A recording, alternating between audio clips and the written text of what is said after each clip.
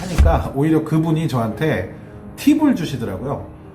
이런 상황에선 이렇게 대처하고 다른 회사들도 좀 지금 독촉이 있냐, 그래서 있다 하니까 뭐 이런 상황, 뭐 어떠한 경우에서는 뭐 걱정할 필요 없다, 어차피 그런 얘기는 돈 받아내려고 그냥 뭐 형식적으로 하는 얘기고, 실제로 뭐가 집행이 들어가고 하면 본인들 실적에도 딱히 도움 안 되기 때문에 너무 압박 느끼지 말고 일단은 할 수 있는 데까지 해보자, 이러면서 채권 추심하러 오신 분이 저한테 역으로 도움을 주신 거예요. 근데 지금도 그분한테 참 감사하게 생각하고 있습니다. 그 후에도 이제 그분 연락은 제가 잘 받았죠. 근데 뭐 지금 생각하면은 어떻게 보면 그분도 참 뭐 영리하신 분인 것 같아요. 어쨌든 뭐 그것 때문에 제가 그쪽 회사 그 연체는 이제 그 이후에는 거의 없었으니까요. 근데 아무튼 그런 과정을 겪으면서, 이거 말고도 뭐 회사에 찾아오기도 하고 했었는데, 그런 과정을 겪으면서 이런 생각을 했습니다. 우리가 방송이나 이런 TV에서 보는 그런 뭐 빚독촉과 관련된 좀 무서운 모습들 있잖아요. 직접 겪어보니까, 그리고 채권 추심에도 가이드라는 게 있어가지고요, 그거를 뭐 밤 몇 시 이후에 하면 안 된다라든지 이런 규정이 굉장히 좀 채무자 입장에서 유리하게 좀 돼 있는 부분들이 많이 있더라고요. 그때 당시 저는 이제 그것까지는 생각을 못했죠. 왜냐하면 빚을 못 갚았으니 약간 죄인이라는 생각이 좀 있어서 뭐 항상 그냥 사과하고 뭐 그렇게 했는데, 이제 그 사실을 알고 나서부터는 이게 사람이 좀, 특히 빚에 대해서는 좀 관대해지는 게 있더라고요. 그러니까 물론 뭐 안 갚아도 된다 이런 얘기는 아니고 갚아야죠. 그거는 뭐 돈을 빌려준 사람 입장, 그게 회사든 개인이든 간에 그 나라는 사람을 믿고 이렇게 해준 거면요, 그거는 뭐 내가 먹을 거 덜 먹고 사고 싶은 거 덜 사더라도 그것부터 하는 게 맞습니다. 그게 또 이제 제가 그동안 배운 것들이고요. 근데 여튼 이 말씀을 드리는 이유는, 그 지금 이제 빚으로 좀 고통받고 고민하고 계신 분이 있다면 지금 가지고 계신 감정에서 좀 벗어나시는 것을 좀 추천을 드려요. 물론 이게 굉장히 어려운 일인 거를 알지만 저도 이제 빚독촉을 받아봐서 많이 느꼈던 반대, 제대로 일이 안 돼요. 일단 내가 하는 모든 일이 집중이 안 됩니다. 왜냐면은 내가 아무리 일을 열심히 해서 돈을 벌더라도 어차피 이 돈은 나갈 돈이고, 그리고 뭐 이걸 또 빨리 갚지 못하면 또 막 불이익이 있다고 하고 막 가압류를 건다고 하고 이런 얘기를 들으니까, 빚이라는 게 나를 괴롭힌다기보다는 그 빚이라는 걸 통해서 내가 나 스스로를 괴롭힌다라고 약간 관점의 변화를 가지시면은 조금 마음이 좀 편해지는 게 있어요. 내가 일단 마음이 좀 편해지고 내가 그런 두려움이 좀 사라져야 내가 내 할 일에 집중을 할 수 있고 오히려 더 빠르게 빚을 또 갚아낼 수가 있거든요. 그리고 굉장히 길게 보셔야 됩니다. 지금 당장은 내가 이 돈을 갚으려면 어떻게 해야 되지 라고 생각하실 수 있는데, 어떻게 해요? 그 빚은 생겨났고 어쨌든 해결해야 되는 일이 돼버렸고 뭐 돌이킬 수가 없다라면 뭐 그런 후회라든지 너무 막 까마득한 미래를 생각하기보다는 그냥 그것도 내 삶의 일부분인 거잖아요. 빚을 진 것도 나기 때문에, 그 이유가 뭐 자이든 타이든 간에 내가 결정을 내려서 한 일이기 때문에 그냥 그것도 내 삶의 일부라고 좀 인식을 하고 스스로 좀 괜찮아 라고 하는 그런 연습들이 좀 필요하다라는 걸 저는 많이 느꼈습니다. 그리고 그리고 그것들이 실제로 막 괜찮아지는지 괜찮아지지 않는지까지는 뭐 알 수 없지만 습관화가 되잖아요. 그러면 뭐 빚독촉이라든지 이런 것들이 그냥 일상이 되기 때문에, 이게 참 좀 슬픈 얘기네요. 일상이 되기 때문에 괜히 막 그런 조급함 때문에 좀 극단적인 선택을 한다든지 하지 않아도 될 그냥 약간의 실수, 이런 것들을 굉장히 많이 줄일 수 있거든요. 일단 빚이 있을 때는 무조건 빚을 갚는 것부터 생각을 해야 되고요. 만약에 막 그 빚이 뭐 이런 경우도 있잖아요. 뭐 가족의 빚인데 괜히 뭐 빚보증이나 이런 것 때문에 내가 지금 감당해야 될 상황에 계신 분들은, 저는 그거는 책임감을 털어버리셨으면 좋겠어요. 내가 스스로 벌린 일이 아니라고 한다면 그 일을 벌린 사람이 어느 정도 책임을 지고 가야 되는 게 맞는 거지. 그게 아무리 뭐 부모님이라고 하더라도요. 그거를 내가 다 안고 간다고 생각을 하면요. 우리가 시간은 기다려주지 않잖아요. 근데 그 시간에 사실 다른 일을 해서 아니면 뭐 내 발전이나 뭐 사업이나 이렇게 돈을 더 벌 수 있는 환경 안에 들어갈 수 있는 게 더 사실 중요한 거지. 특히 이제 젊은 사람들은요.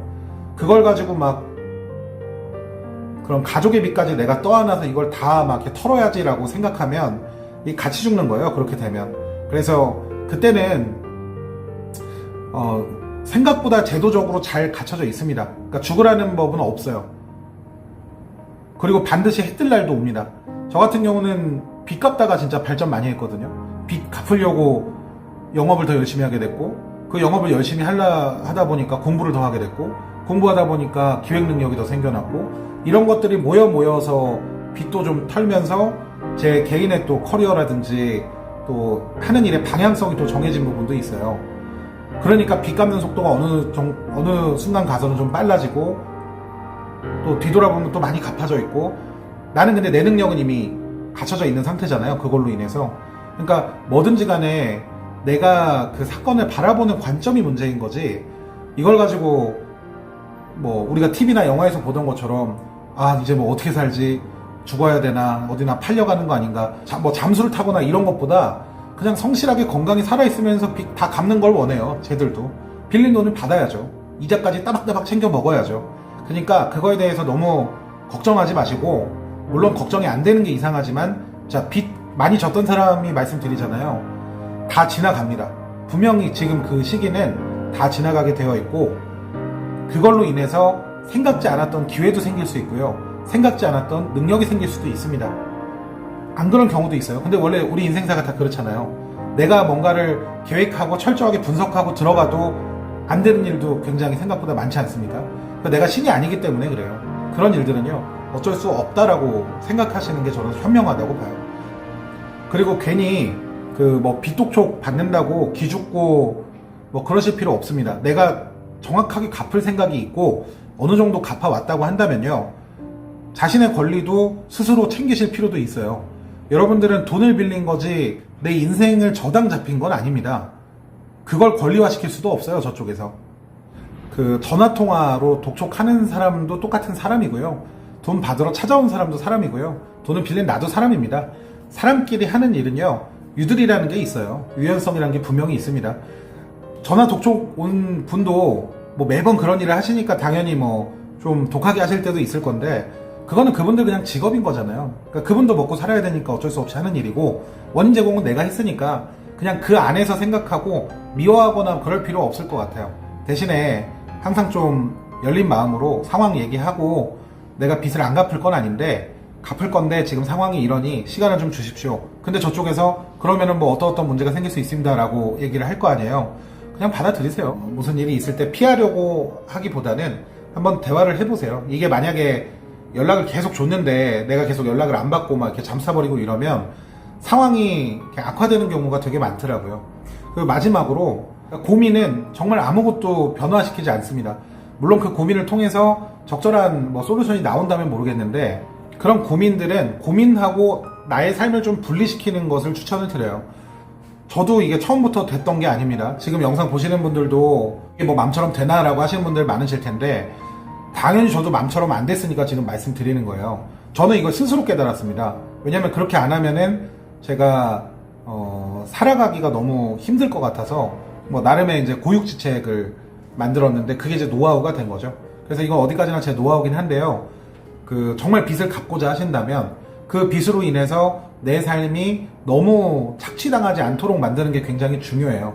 우리 그 세상에는, 주변에는 생각보다 말도 안 되는 액수를 다 뭐 하루에 세탕네탕 뛰어가면서 갚은 사람들도 분명히 존재하고요.